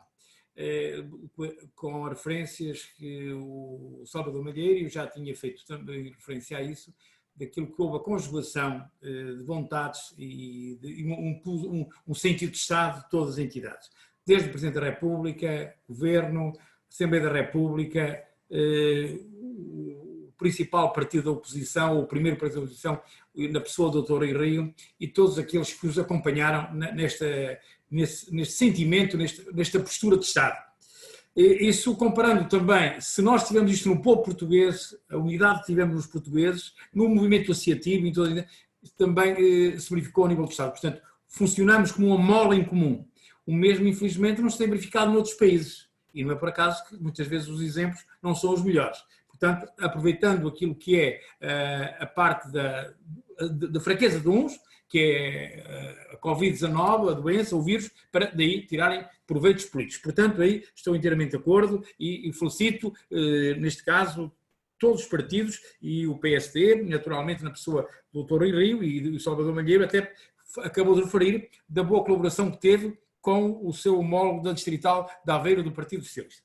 Depois há outra questão que eu queria dizer. Eu, quando fiz a caracterização do país, de uma forma muito genérica, pessoas, território e atividades, e também quando fiz também aquela avaliação do que era o número de infectados nos diferentes territórios, referi que nos territórios de alta densidade e média densidade, dado o trabalho, a mobilidade que existia às indústrias, isso naturalmente admite-se que seja um fator de contágio. E foi isso que eu quis dizer, mostrando aqui o quê? Quis mostrar que nós já há muito tempo discutimos isto. Eu, como autarca, discuti isso. Nós hoje verificamos que o país, antes do vírus, era um país a duas velocidades.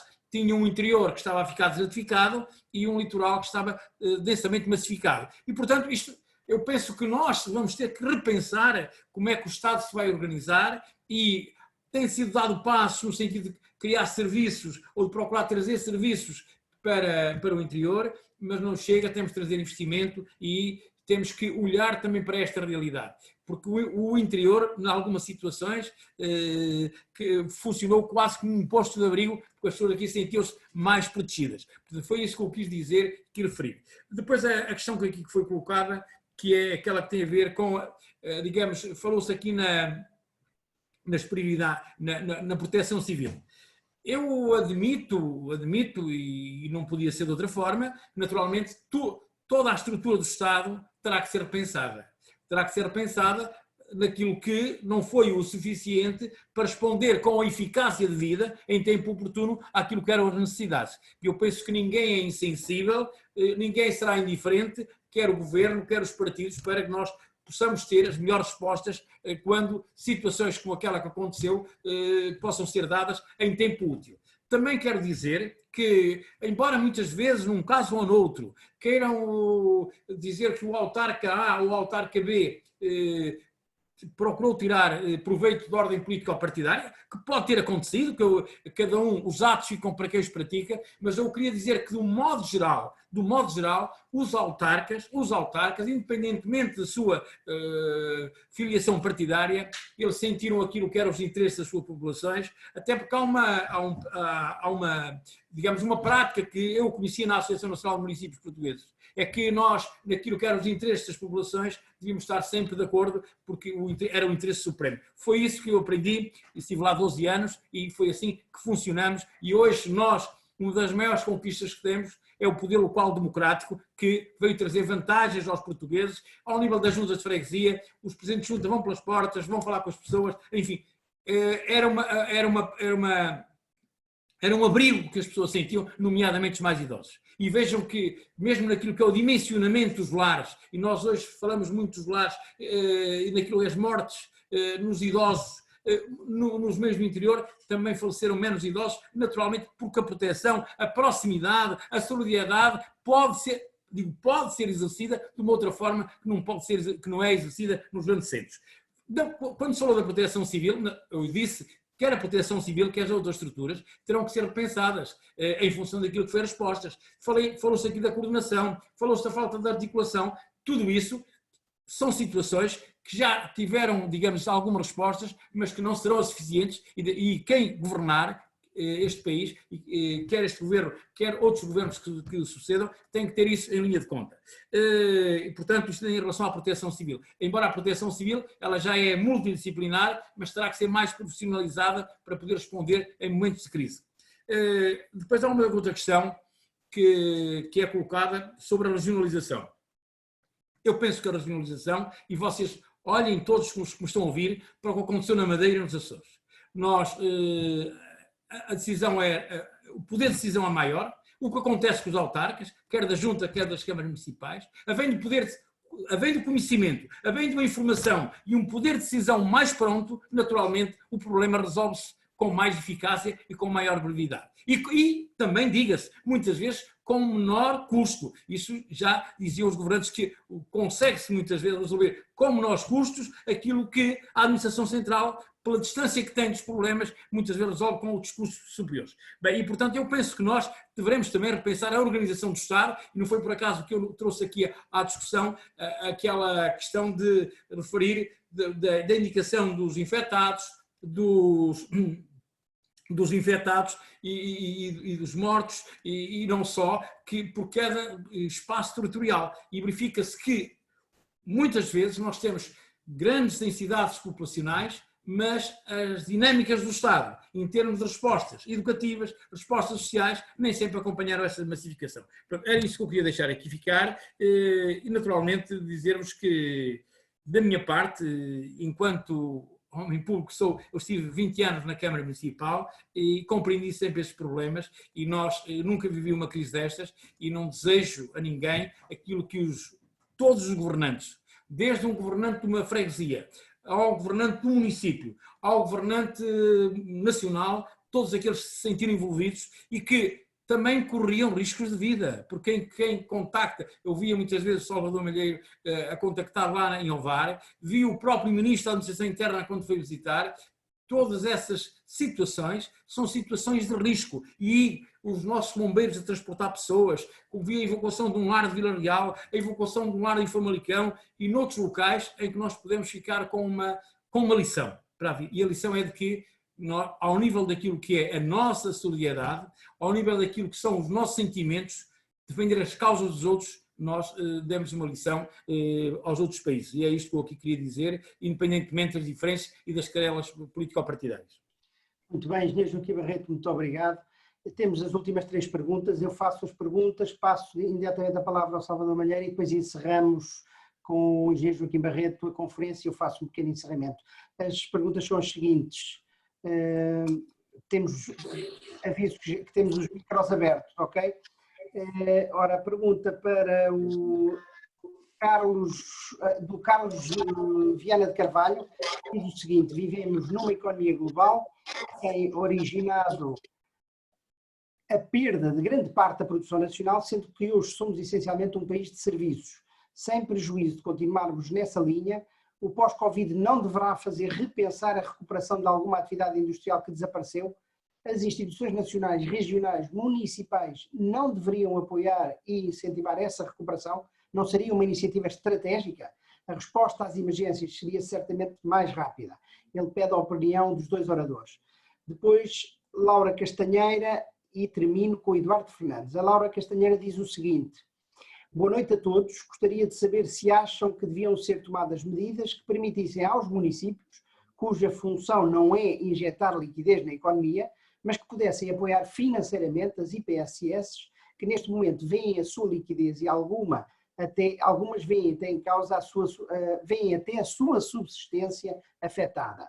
E a última pergunta da noite, que é do Eduardo Fernandes, que diz o seguinte: boa noite, gostaria de perguntar ao engenheiro Salvador Malheiro como é vivido o dia-a-dia após o cerco sanitário e como é que os ovarenses vivem este dia-a-dia.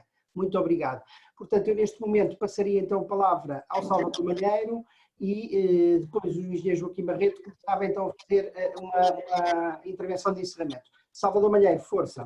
Pronto, começando por esta última questão, naturalmente que depois de um mês sujeito a medidas muito musculadas cá, em que nós tínhamos a questão do cerco sanitário, em que as pessoas não podiam sair, mas sobretudo as empresas impedidas de trabalhar, a circulação de pessoas cá dentro também muito limitada, as pessoas já estavam a entrar aqui num estado de saturação muito, muito grande.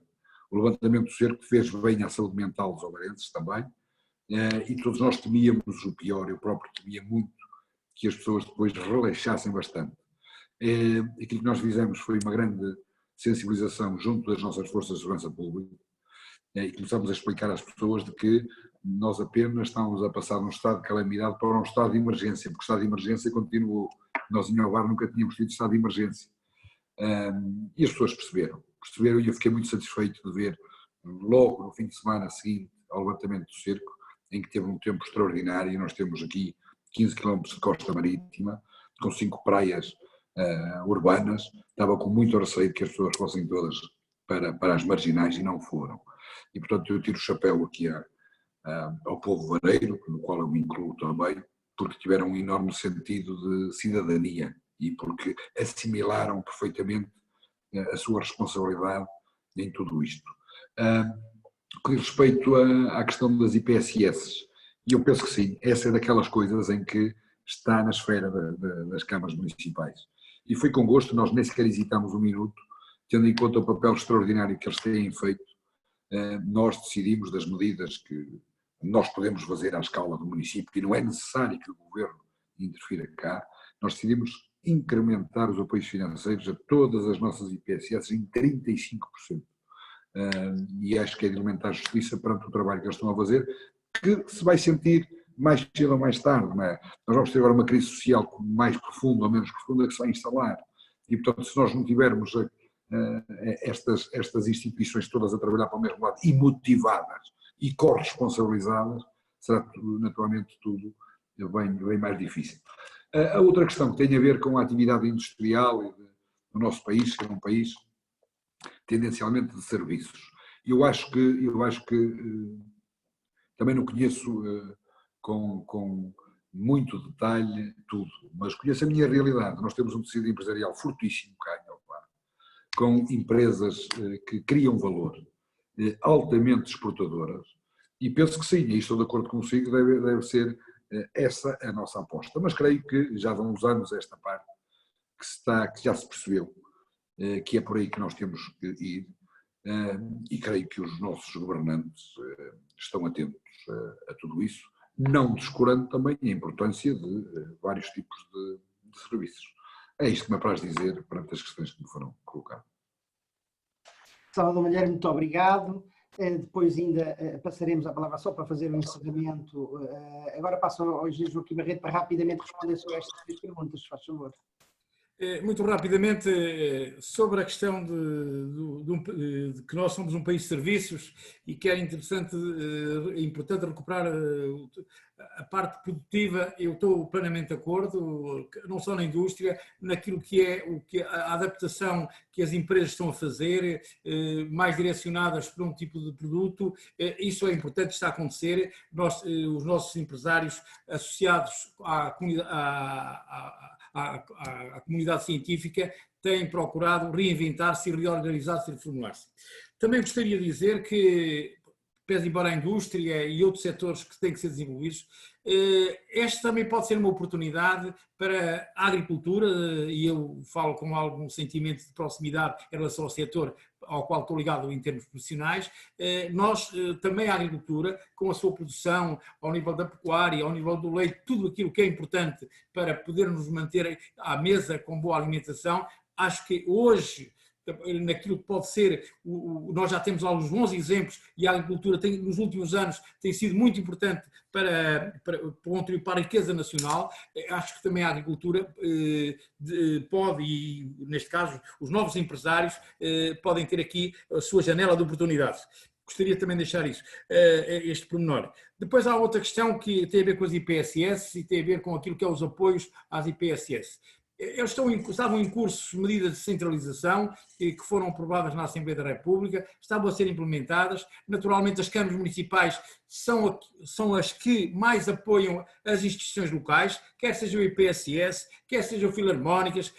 Isto é, hoje os municípios, muitas vezes, temos que reconhecer que se substituem aquilo que é o papel do Estado no apoio às associações locais e, naturalmente, às IPSS também. Mas também é importante, deixem-me que vos diga, que as IPSS repensem como é que estão a funcionar, porque eu acho que as IPSS deram um importante contributo, naturalmente fizeram o que puderam, porque tinham o problema muitas vezes dentro de casa e responderam também à medida daquilo que lhes era possível, mas também temos que repensar também esse modelo de funcionamento e como é que se enquadram as pessoas. Acho que aí que é importante também tê-lo em conta.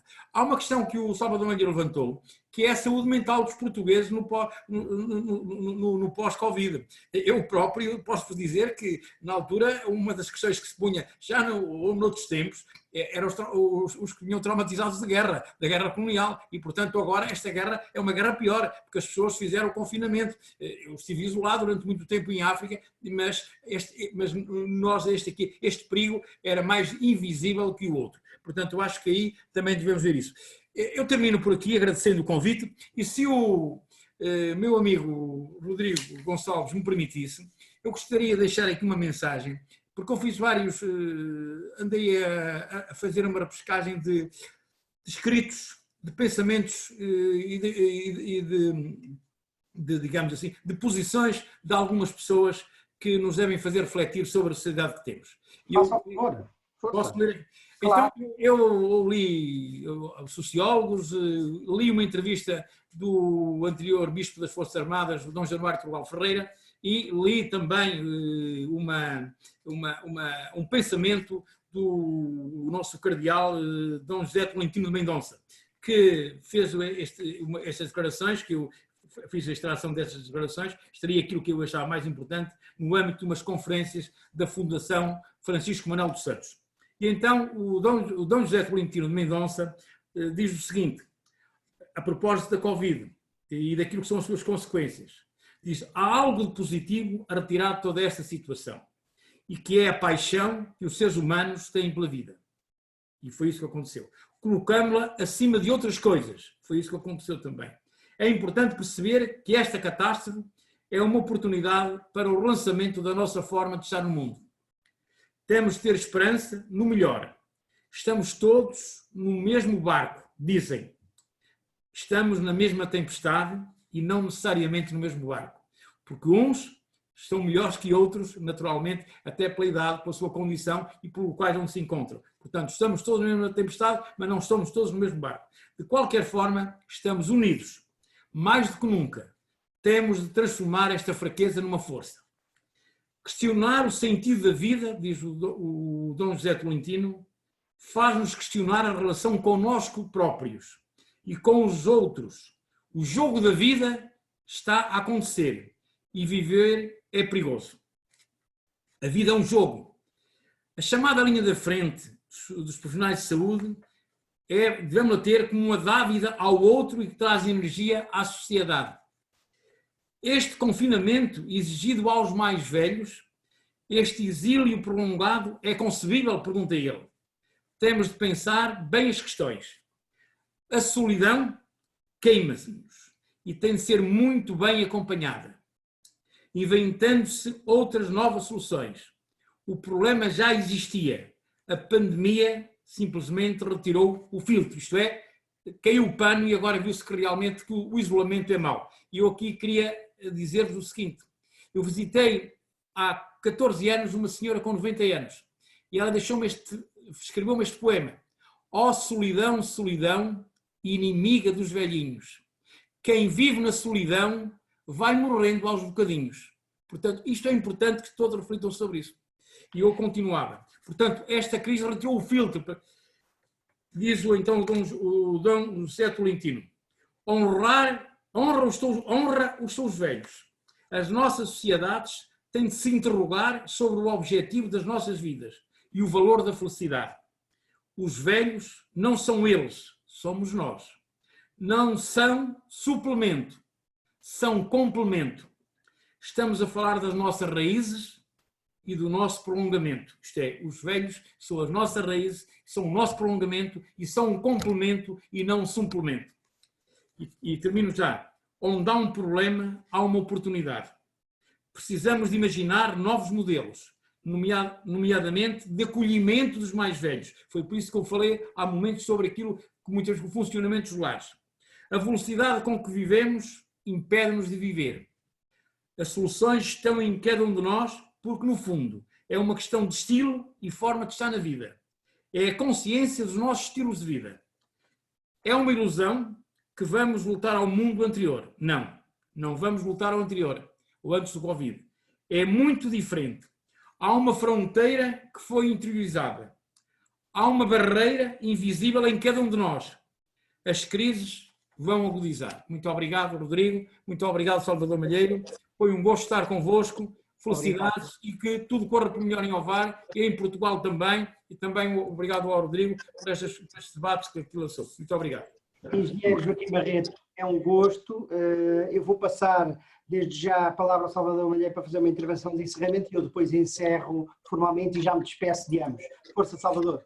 Não, apenas para dizer que foi um gosto muito grande, é um privilégio poder partilhar aqui esta plataforma com o Joaquim Barreto e com o meu amigo Rodrigo e envio um abraço do tamanho do mundo para todos que nos estão a ouvir, deixando aqui uma mensagem final de que tudo depende agora de nós. cabe-nos a nós ter os comportamentos adequados no sentido de continuar nesta senda de sucesso que já existe no nosso país. Muito obrigado a todos.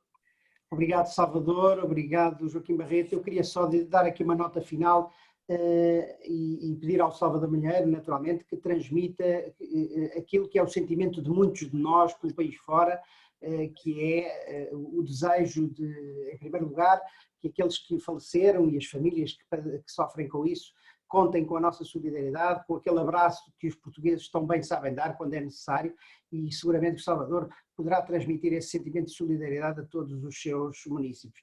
Queria deixar aqui desde já um agradecimento muito grande, foi muito enriquecedora esta conferência. Tivemos 2 homens do país real, 2 autarcas de referência, o Joaquim Barreto, 20 anos de experiência como autarca, um homem ímpar, Salvador Malheiro, um jovem da nova geração que levou já aqui com um desafio tremendo, foi já lançado para as feras com aquilo que seguramente muitos dos autarcas e gestores de território não quereriam ter como experiência e que tão bem têm vindo a gerir este processo. Foi um gosto ter-vos, a plataforma EGOV fica com certeza mais enriquecida com o vosso testemunho, mas seguramente que os participantes, e esta foi das conferências mais participadas, quero dar nota disso também, ficaram mais enriquecidos e perceberam efetivamente aquilo que se está a passar no dia a dia no mundo real.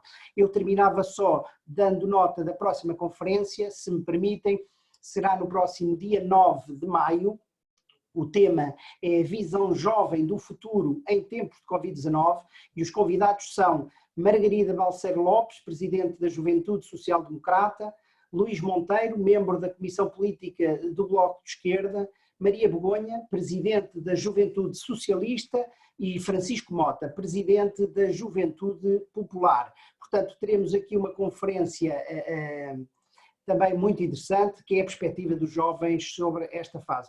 Termino então agradecendo uma vez mais a todos, um agradecimento especial aos nossos participantes que até agora estão aqui connosco e aos 2 autarcas. Muito obrigado pela vossa participação, foi um gosto tremendo. Obrigado e dou então por encerrada a conferência. Muito obrigado.